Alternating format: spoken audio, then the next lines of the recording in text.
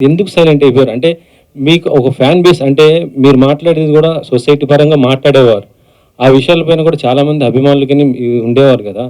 అలాంటి శివాజీ ఇప్పుడు పాలిటిక్స్ నుంచి ఎందుకు డైవర్ట్ అయిపోతున్నాడు ఏంటి? అదే నేను చెప్తున్నాను. ఇక్కడ ఏమైపోద్దంటండి, ఎవరు కూడా నేను పాలిటిక్స్‌లో ఉన్నానా, ప్రజల గురించి మాట్లాడుతున్నానా, పాలిటిక్స్‌లో ఉంటే చుట్టూ ఉన్న పార్టీల్లో ఏదో ఒక పార్టీలని తిడుతూ, రాజకీయ అవతల పార్టీని తిడుతూ ఉండాలి.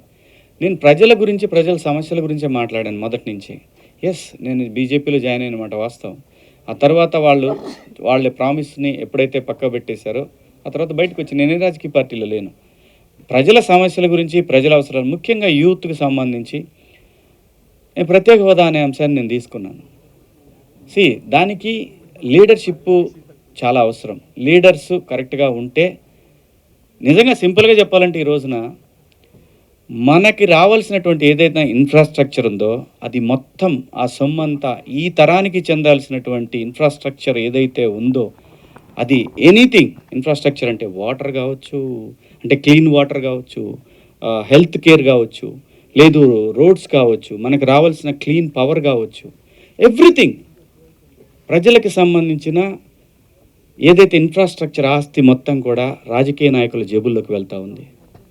ప్రజల్లో ప్రశ్నించే తత్వం కోల్పోయింది. క్యాస్ట్ ఫీలింగ్స్, అవసరమైతే రాముడు, దేవుడు, లేదంటే అల్లా, లేదంటే జీసస్ ఇలాంటి వాటికి రకరకాలుగా ప్రజల్ని రెచ్చగొట్టే ధోరణిలో తయారైన తర్వాత ఎంతకాలం పోరాడగలడండి ఒక మనిషి? వాడికి ఒక ఫ్యామిలీ ఉంటుంది. 10 సంవత్సరాల పాటు ప్రయత్నం చేశాను. అలా అని ఇప్పుడు వదిలేశాను కాదు, నెవర్.